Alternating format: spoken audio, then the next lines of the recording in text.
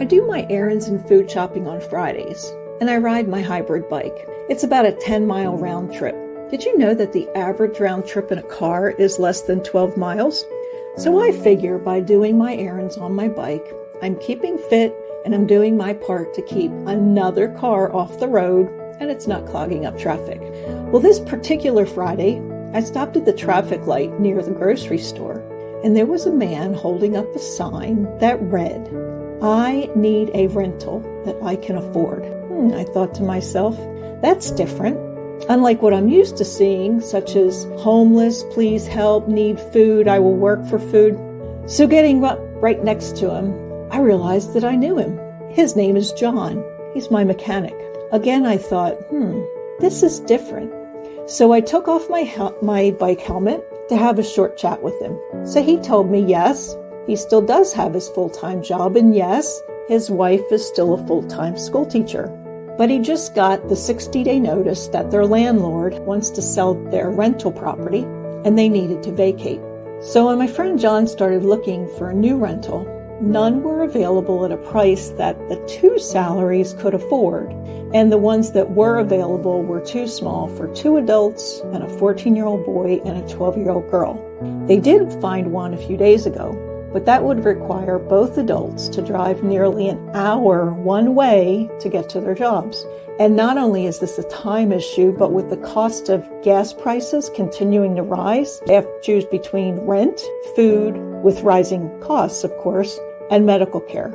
He prays daily that his family stays safe, stays together and healthy, and that their automobiles continue to be reliable, because if just one health issue or repair issue needs addressing, that would put them months behind on their rent. I told him I'd keep an eye out if I saw something that might work for him.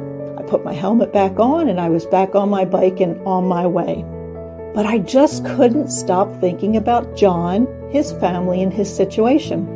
Folks like him are living paycheck to paycheck with housing insecurity and just one bill away from homelessness. I was gobsmacked. 2 service workers that are needed to keep our economy running, both with full-time employment, but they can't find housing that their jobs allow them to afford. John or his wife would need an additional part-time job just to make a rent payment at fair market value rental rate. How can this be? Why is it that someone who's employed full-time, who has an income, can't find safe housing options near where they work and their kids go to school at a price their salaries allow them to afford? Where one lives matters. One zip code should not dictate their health outcomes. Many factors weigh into the social determinants of health. Their environment, public policy, smart growth, health, physical and mental well-being, healthcare availability and costs, economic development, jobs, and of course, housing and education. So, how did a pharmacist, holistic health practitioner, Air Force veteran, and entrepreneur get involved with housing? Well, I realized that there was many overlapping and commonalities of the specific social determinants of health, which included financial, physical, and emotional.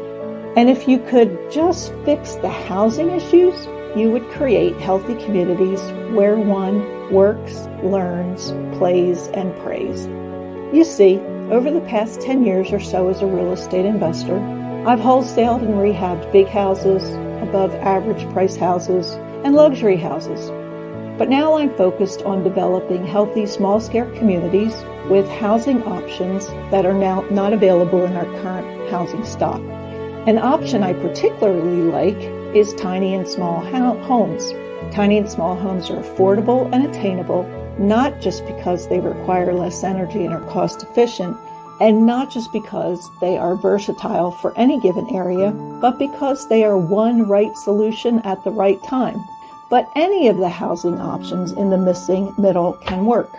As a PhD researcher, I began to network with and examine other areas across the country that have been battling with similar housing issues. I took what I uncovered, along with my real estate experience, and knowing that housing is a core determinant of health, to address the issue of where one lives matters. And as I thought about John, I thought to myself, what if we can put together a system to solve the problem of providing housing options for working people to have housing where their jobs allow them to afford? So I conceptualized COBA to connect, organize, build, and advance healthy community development. And then I put COBA into action. I'm Michelle Williams, and I believe that people who work, that have an income, deserve to have a choice in housing near where they work, learn, play, and pray at a price that their job allows them to afford.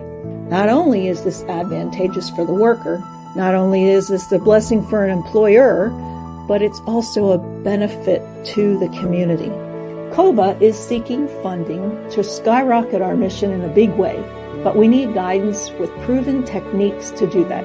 COBA is positioned to uplevel its operational, programmatic, financial, and organizational growth and to establish a continuous improvement strategy going forward. This assistance will ensure that COBA is best positioned to effect change in housing that working people can afford near where they work, school, play, and pray. At this point, one of the most common questions I get asked is, Michelle, how can I get involved? How can I make a difference? Can I work with our community to help our affordable housing issues? The answer is, of course, yes. The next step for them would be to set up a dirt to keys call with me where we would spend 20 minutes on the phone talking about their community needs, their business needs, their employers' needs, and discover how the right housing options in the right places can help them reach their goals. In fact, picture a day when there are no more constituent complaints about the lack of workforce housing in the newspaper.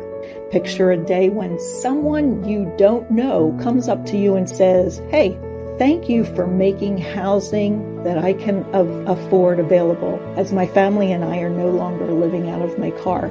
Picture a day when your community is a welcoming place for people of all backgrounds, of all incomes, and the hardworking people of our community have a safe, comfortable, and affordable place to live with dignity.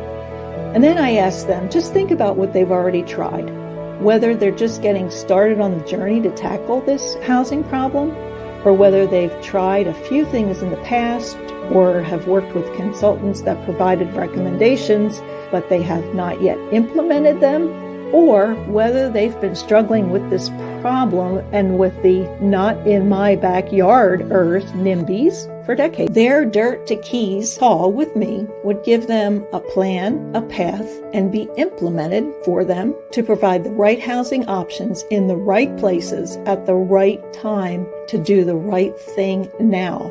But we need a strong nonprofit board and strategy to advance our mission. I have one last thing to say. Over the past 2 years, it's been really difficult for a lot of people. Since this housing issue has been around for quite some time, I think COVID only made it worse, or it brought it to the center of our attention. I'm really thankful that COVID did not cause John or his wife to lose their job, because that would have ended in disaster. We don't want another pandemic to force us into action. Now is the time. Say yes in your backyard. Say yes to right housing in the right area at the right place. Say yes to being part of the solution for your community. We don't want another pandemic to force us into action. Now is the time.